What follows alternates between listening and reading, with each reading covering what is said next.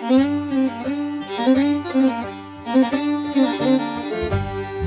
y'all, so today I want to talk about my top 5 reasons why I think the 40 Smith& Wesson sucks. Basically, with the M&P 10 coming out, I'm hoping to see a revival in the 10 millimeter becoming more mainstream. And as many know, the 10 millimeter was kind of killed off by the 40 Smith& Wesson. And I want to talk today about why, at least I think, the 40 Smith& Wesson kind of sucks as a round. So starting with number one, it's a compromise, right? Basically, you've got 9, 45, and 10, right? They're kind of your, 9 is obviously your most common round. 45 is, generally considered the boomer round, the largest basically caliber you'll find in a self-defense handgun. And then 10's kind of, the newer than those two, but much more um, capable round. And 40 is kind of a compromise. 40 is bigger than 9, less powerful than 10, and less effective than 45 ACP. I guess that's the only way to say it. You lose capacity with 9, you lose power with 10 and 45. It's kind of a compromise in the middle and really doesn't have anything that stands out and makes it worth that compromise. So, you again, most times when you compromise on things, you're not really going to get the best of both worlds. And in 40 Smith& Wesson, you're definitely not. Second one is it's un-American to go less powerful. I guess that's kind of trailing off of the first one is throughout our history as Americans, caliber wise, we've always been trying to do bigger and better. 38 special to 357, 44 special to 44 Magnum. The list goes on and on of calibers that we have continuously upscaled and made bigger, stronger, more powerful, more effective.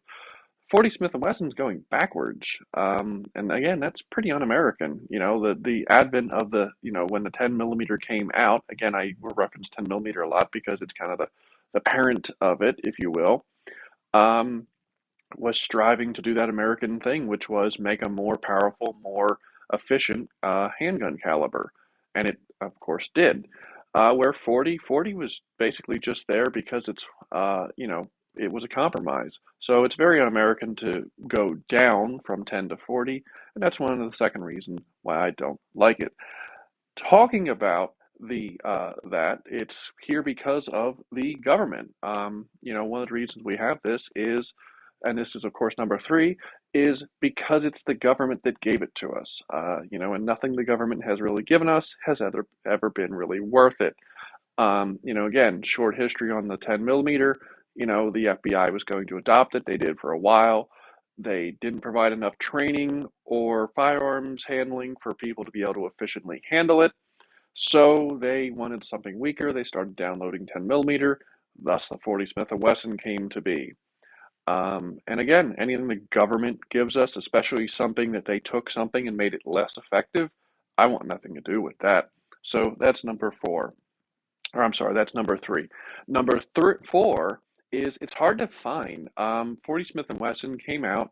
It was the hot new thing for a little bit, because a lot of police agencies were carrying it. Everybody wanted to carry what the cops carry. And as time went on, people realized it kind of sucks. And now the ammo is more expensive than 9 millimeter, which 9 millimeter. And I realize right now we're dealing with ammo prices being crazy, but I'm assuming that's going to end someday. So I hope this video outlives the craze in ammo prices. But 9 millimeter is less expensive. 45, is generally about the same price depending upon where you buy it from. And again, 45 is a better round. So, and then you have trouble finding it. And you have trouble finding guns in it. Again, you can go in any gun shop. 9 millimeter, very common to find. 45s, stuff like that. And 40 Smith& Wesson, not so much. 40 Smith& Wesson can be hard to find a good gun in. Again, um, you're kind of trading things off because you're not going to get nearly the round count you get with 9 millimeter, and you're not going to get the performance you get out of a 45 or a 10. So you're kind of, it's kind of an in-between gun, and that's why a lot of people don't like them. All right, and then my fifth reason is there's no cool guns in it. Now, this is, of course, very subject, but in my opinion, you look at the 9 millimeter, right? uh, you know, Glock 19, Browning high power. The list goes on and on of really cool guns in 9 millimeter, guns that were developed just for 9 millimeter. 45, the 1911. 10 millimeter, you've got the Bren 10. You've got, the Delta Elite, which is, right here. You've got some really cool guns that were developed just for 10 millimeter, and you get the 40 Smith and Wesson, and again, because it's a compromise, they really just kind of shove it into random guns that they have lying around. There's really no really cool proprietary gun that was made just for the 40 Smith and Wesson. So, again, obviously, cool factor doesn't really go into a lot of people picking out their defense cartridge, but for me, as someone that enjoys firearm collecting, it's cool to have guns that are in cool calibers. 40 is not a cool caliber. There's no cool 40 guns. Um, so that's pretty much my thoughts on it. 40 Smith and Wesson, it frankly just kind of sucks. Not a big fan of it. If you're going to go that size, I would say go 9, 45, or do what I did and go 10 millimeter. But that's my thoughts on it. Feel free to put down below. Do you like the 40? Did you used to like it? Do you like it now? What are your thoughts on it? Put down below and have a good day.